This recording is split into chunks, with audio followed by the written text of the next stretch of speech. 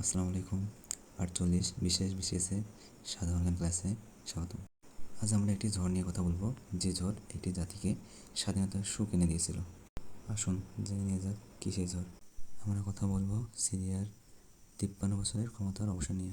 সিরিয়ায় 12 দিনের ঝড়ে 53 বছরের ক্ষমতার অবসান ঘটে। সিরিয়ান বাথ পার্টির শাসনকাল 1971 থেকে 2024।